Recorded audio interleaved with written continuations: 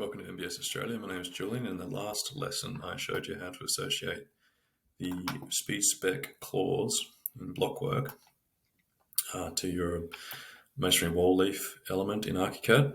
And now I'm just going to show you how to schedule that using the wall list in the schedules, which is down here.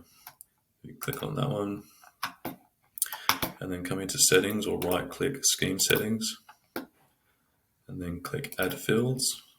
Come all the way down to the bottom here, and underneath this one, in SpeedSpec content set, you've got a list of the SpeedSpec parameters that you want to load into that. So let's grab the chorus code, the title, and the suffix. If you're holding down Control, I can select all those at once.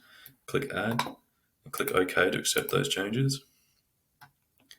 And then if I scroll across here, I can see that the SpeedSpec code has come through, the SpeedSpec title has come through, and the suffix, which I set up in the Chorus Connect specification, has also relayed through, and that information has come from this association here that we made in the previous tutorial.